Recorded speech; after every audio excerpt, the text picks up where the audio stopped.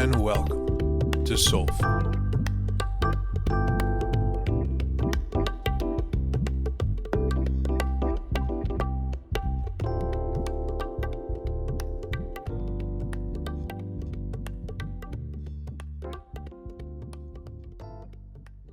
All right. Hello again. Welcome back. My name is Drew, and this is Soulful. A little bit of honest sharing about how I sees it. And I'm feeling the flow coming out of the last episode. So I'm going to roll through on a topic that, feels related. So might be a nice continuation of the energy that was already flowing. And so sharing in this episode a little bit about social acceptability and how that don't really necessarily mean shit. Yeah. And how it might actually just mean that you're miserable and sleepwalking through life. And I can definitely speak from personal experience on both sides of this. Having been socially unacceptable at several points in my life and experiencing a range of feelings related to that. And then also being socially acceptable and actually winding up in a pretty heavy, miserable spot. Yeah, I think I'll share a little bit with you from my own life, my own experiences, and then probably pick a couple spots to riff on stuff related to what I think I know. Yep, that's the game plan. Just made it up. So, yeah, I think first place to start is my first round of social unacceptability, which, really was like my late teens, early 20s, right? Like early adulthood, which was predominantly spent in active addiction. So, yeah, my behavior was not well or good or whatever the right word is there. Right. Often my participation in my life was not necessarily acceptable to the people around me or society as a whole. Yeah, and really, when we're in active addiction, or I'll speak for myself more specifically, being in active addiction, I wasn't really concerned with what society thought of me. If anything, I wanted to kind of really like stick it to society, right? Because for a long time, I felt like I got dealt a raw hand and society owed me. And and so then I acted in ways that were begrudged and resentful and vindictive. Because, I mean, really, I was just in a lot of pain, And I shared a little bit in the last episode about being sensitive at an early age and living in a loud, fast world full of people that are scared and hurting and sad a lot. It was not a warm, easy welcome to this bodily human experience. So I got banged around a lot in my feels and and then went through heartache and hardship and being a teenager and, like all the normal shit humans go through. But like, dang, if it didn't sting real bad. And so I think I got to a place, where it was like, fuck society. Like, this world's bullshit. People are bullshit. Nobody shows up for me. Like I had a whole sob story that I was living in. These days I can visit that story, but I spent years living there. So the world owed me, and I wasn't trying to fit into the boxes or the categories or do what I was supposed to, or, follow some career path. I was very much on a pain-fueled anarchist kick. Yeah, and I would just trash other people's realities on a regular basis, and I wasn't really interested in playing well with others for a while. And again, because I was in pain, right? And as most of us can attest, if you're in pain, emotional, physical, whatever it is, if you're in pain in that moment, thinking about other people and what you should or shouldn't do, that falls real far down the priority list. And that's part of the reason why when we're in addiction, we act in ways that appear ruthless or uncaring. And we do things that have negative impact, right? That cause harm. But it's never our intention because we're not thinking about anyone else, right? Like getting caught up in the real obsessive, gross horror show that addiction is. Yeah, there is nothing else besides the pain that we can't seem to escape and only seem to make worse. And so, yeah, I spent quite a few years socially unacceptable and in pain. But I don't know that my pain or my misery was because I was socially unacceptable. Yeah, it was more like the pain and the misery came first, right? And that's always a question we should be asking when we are working with somebody or seeing someone who's struggling with addiction in any form is what's the pain that they're trying to gain relief from, right? What's the thing that they're trying to deal with that then caused them to fall into the addiction that they're now struggling with, right? There's that deeper issue. And so for me, yeah, variety of stuff transpired in my life that then had me in pain, anxiety, doubt, a whole bunch of internal noise and weight and baggage that then made me care very little about participating in society according to society's rules. And then once I fell pretty deep into addiction, yeah, then I didn't give a shit about anything besides feeling better in that next moment, right? Getting a little bit more relief right now at any cost. And so from a place of socially unacceptable and being a dumpster fire, then I don't die. I'm gifted the opportunity to recover and heal. And the recovery journey began. And it's amazing how socially acceptable we start to become when we're not actively burning our life down with less than helpful coping behaviors. Right? So essentially I stopped doing drugs and being a nightmare and immediately I start to fit in better. And immediately I'm given opportunities to be more of an active participant in life, in society. And so I'm in recovery. I do some work on myself. I get invested in recovery community. I go back to school. I get my first degree. I get my second degree. I'm working in the addiction treatment field, helping folks the way I got help. And then all of a sudden, 6-7 years into recovery, socially acceptable.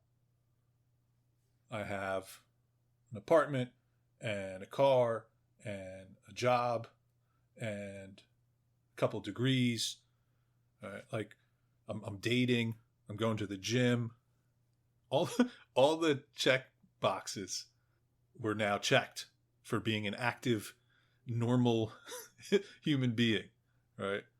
I was now officially a muggle, or I did my best to try to be a muggle and fit in to mainstream society and do the stuff that my parents tried to get me to do when I was younger, but I didn't want to hear. Going to work, waking up on my own, like adult shit, fitting into society, being an adult, having responsibilities, doing the American dream, if we can still call it that. Well, it's definitely a dream, but anywho, we can discuss whether it's a nightmare or not at another time. Or maybe later this episode. And so for a period of time, I was socially acceptable, right? All the boxes are checked. I looked the part. I did the things. I followed the scripts. And then with about 8.5 years. We'll say 8 years clean, right? 8 years clean, sober, invested in the program and the process. I was miserable, which made zero sense. And I also know that I am not alone as an American person in arriving at that place. There's a lot of us who were sold a certain bill of goods about how to participate in society, how to be the good son, spouse, employee, whatever it is. And we did what we were told we were supposed to do, and there was no real gold at the end of the rainbow.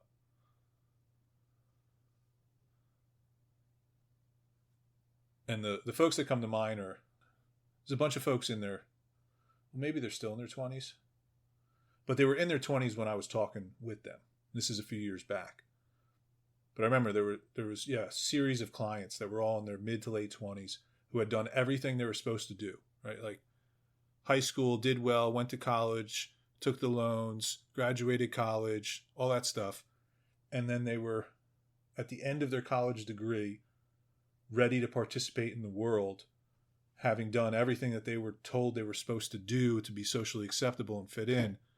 And they were now not going to be able to afford a house. They were not finding employment that paid them enough to live on their own. They were feeling like, underwater. They had loans and debts that they couldn't pay back with the job salaries that were being offered, right? And so that whole bill of goods was bullshit. And there's a quote by somebody that essentially like fitting into an unhealthy society isn't really a measure of health or sanity. But sometimes it takes some misery and pain and hardship to take a closer look at our situation and take a bigger look at our situation as far as the container that we're living in. And so I really felt for these kids, they were adults who had done everything they were supposed to and then didn't have what they were told they would get. And this is years ago. I'm not even talking about folks today with the cost of living in the States the way it is. It's nuts. I couldn't get, even if I took like a full-time counselor job and hated myself 40 hours a week, I still don't think I could afford an apartment right now. It's nuts, man. And so, I'll talk more about this later, but like I figured out my own deal as far as how my time is spent, how much of it is in a work thing, where I live, right? Cost of life. And And so rather than following society's script, I kind of just crumpled up that piece of paper, threw it in the fire, and, have started writing my own. And it feels good. So, but I'm getting ahead of myself. All right. So let's come back. So there was the period of time where I was socially unacceptable and a dumpster fire. Yep. Then period of time where I'm into recovery and becoming socially acceptable and then miserable. And then I almost relapsed. And and that misery, that like realization that I was doing everything I thought I was supposed to be doing and I was super unhappy. That coupled with the near relapse was the motivation that I needed to go to the jungle for the first time and participate in plant medicine ceremonies, which for me was a game changer. It really opened me up and brought me back to myself in some beautiful ways, and then allowed me to start participating in life in a way that was more about my own acceptance, right? Like personal acceptability. I don't know if that's a word or a term, but yeah. Yeah, I can point to that moment in time as the beginning of living my life according to what I felt to be true and authentic and right, rather than living according to the scripts that I had been handed. And don't get me wrong, I'm super grateful for the scripts I was handed in early recovery, right? Because I didn't know shit about nothing, and my head was deeply in my ass. So I wasn't figuring anything out on my own anytime soon. So the folks that showed up in my life at that time in early recovery and gave me a way to live, and the 12 steps, right? Like working them and investing in that process. Yeah, it saved my life and gave me the opportunity to be here now where I can create my own scripts, right? I don't have to rely on somebody else to tell me what I should be doing. Instead, I can live according to my own truth, my own wisdom, and have some bumper. What are those? The blue things in the bowling. I'm losing the words. Whatever those are, you know what I'm talking about. The bumper rails or whatever. Yeah, I got those in place. So with people in recovery and how I live my life. So yeah, it's much different these days. But yeah, it feels important to recognize the value of the scripts that were handed to me in early recovery. And also, if I'm being true, like the stuff that my mom and my dad and my family really imparted in me at a young age, as far as right and wrong and how you treat people, like that was all super valuable too. And was really reinforced by early recovery and has been reinforced over and over again later in life. And I've had this conversation with my mom where like essentially I learned in recovery the stuff that she had been telling me since I was a wee little nugget, but for whatever reason I couldn't hear it from her, but I could hear it from the folks in the recovery program. And so so grateful for the recovery scripts and for the initial download from my family. But today, I'm also super grateful to no longer feel as obliged or bound by the scripts of society. Yeah, like being socially or societally acceptable. Yeah. I don't really care too much about that. I mean, I don't want to be a pain in the ass all the time, but yeah, I also enjoy the quality of life that's been made possible by learning how to honor who and what I really am and what I'm about, and listening to my own intuitive intelligence and learning how to do that.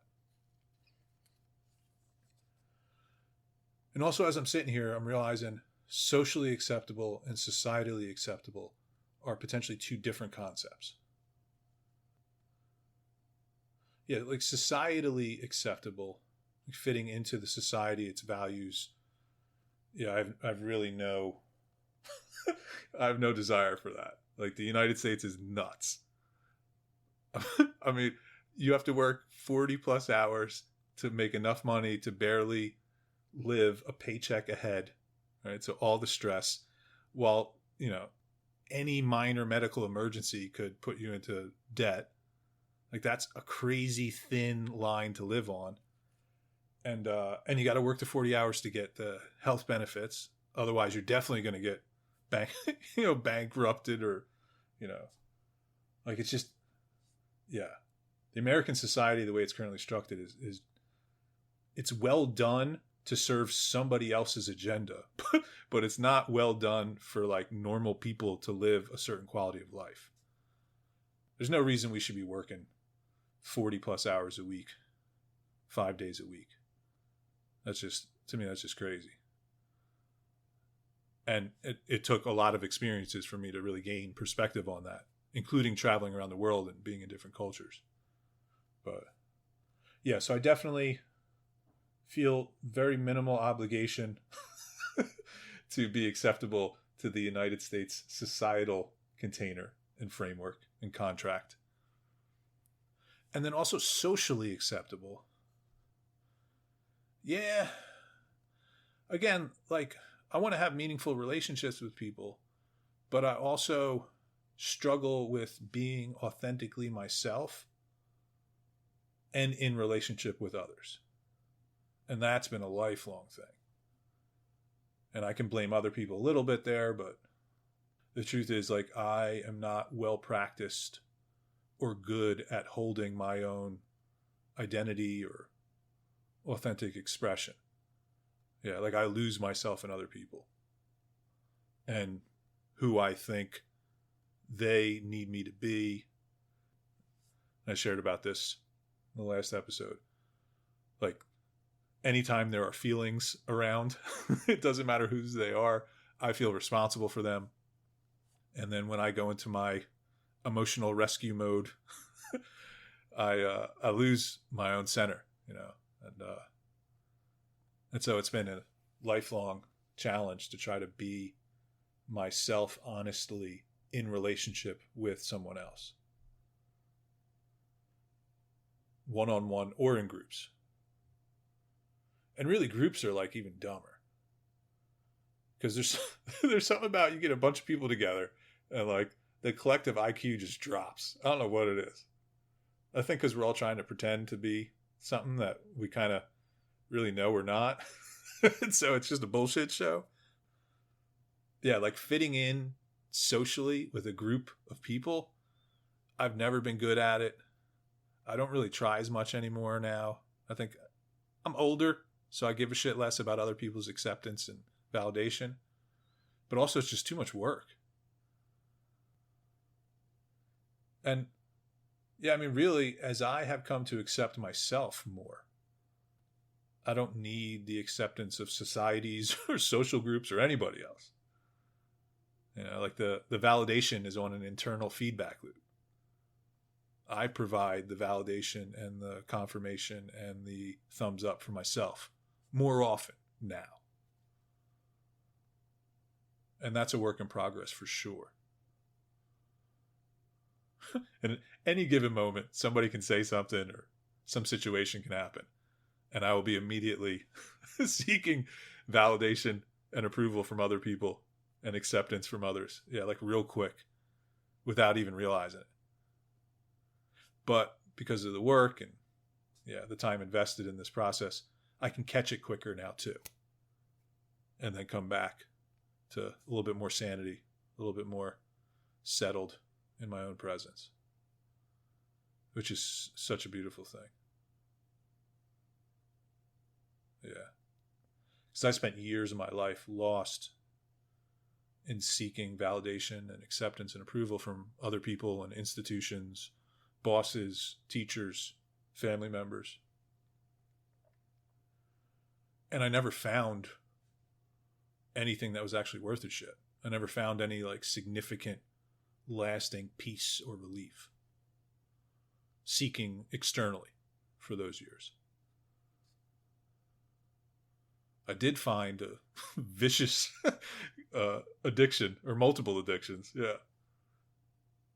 Because I needed relief from seeking the relief of validation. Right. But yeah, these days, life's a lot different, man. Yeah. So maybe I'm socially unacceptable or societally unacceptable, but I accept myself a lot more. And that makes everything else a lot less important. And it lets me show up in a way that's much more present, compassionate, loving, supportive. Yeah. Like I said, I get less caught up in the shenanigans and the stories less frequently. And when I do get caught, I don't spend as much time lost in the sauce. Yeah. So if you can relate, if you can identify, I feel you. Also, always feel free to reach out if you want to chat, have a conversation. Because it's also scary to step out of the matrix, right? Or step out of the network of acceptability-ness. All right. Because that's a lot of what keeps the bullshit going, is that we kind of all, we're all playing the bullshit game, and we accept that we're playing the bullshit game, and we don't talk about the fact that we're playing the bullshit game, right? It's like Fight Club. We don't talk about Fight Club, but everybody's fighting. Yeah, and it's hard to step out of that. For me, I got ejector seated out of it. So, yeah, I don't think that I would have chosen to, to leave the network or the matrix or I don't know, whatever it is. It's kind of like a grid I can see. And we're all like points on the grid. But I don't think I ever would have like chosen to leave that. And if I'm being honest, I've tried on multiple occasions as a grown version, right, in recovery. I've tried to plug back in. And and that shit just don't work. You know, Humpty Dumpty can't be put back together again. There's no, what is it? I forget what pill it is in the Matrix. Like, you can't go back in, man. Yeah. And so while it was not necessarily pleasant to experience the pain and the misery in this life, and then also the pain and the misery that came from trying to live according to the script I was given, it was exactly the necessary ingredients to pop me out of that fabric, out of that matrix. And it's provided me with the opportunity to live a little more honestly, a little more authentically. So, not easy, not always fun, definitely a little painful, but super grateful, to be where I'm at now at this point, with the perspective that I have and the growth that's taken place, and, you know, the ability to honor myself. So, if you're just going through the motions, plugged into the system, another cog in the machine, and it don't feel good, and you've tried to numb it, and you've tried to hide from it, and you've tried to buy it away, and drink it away, and smoke it away, and bang it away, and yet you still know deep, deep down in there, right, there's more. You're right. There's a different way to live, where you can provide acceptance and validation and approval for yourself, for living more authentically as who you really are. And there's more and more of us that are stepping out of the machine, stepping out of the matrix, right? And making that leap across that divide of the unknown that's scary. But we're landing into a growing net of us on the other side of the unknown. And it's a beautiful thing, man. And another shameless plug, Earth School is a net like that, which will be getting started this fall. And it's also part of my little cornerstone system too, you know, having conscious community, or having community that's on a certain wavelength, that sees you and recognizes you and supports you and being more and more you, and sharing your wonderfulness with the world.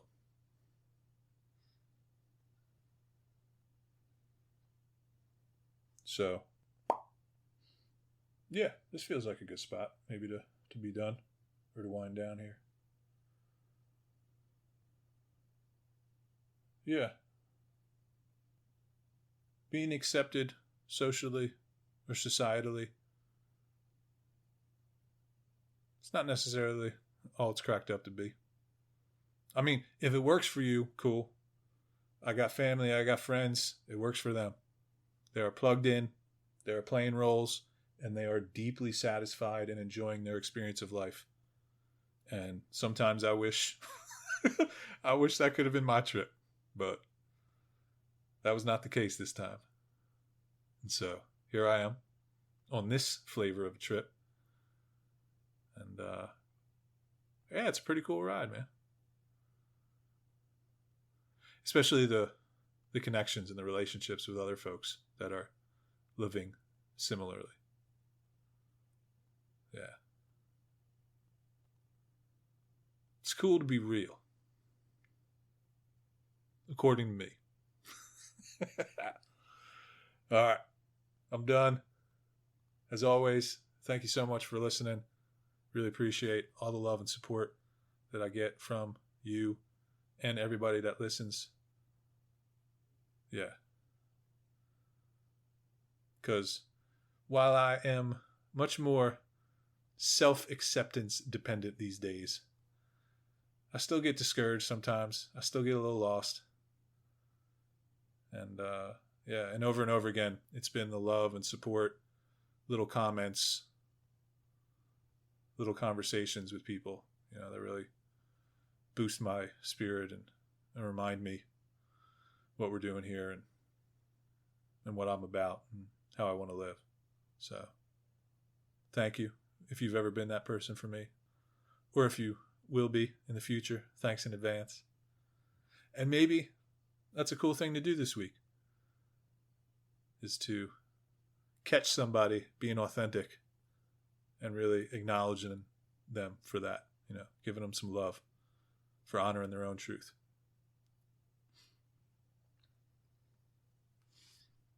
All right, I'm done.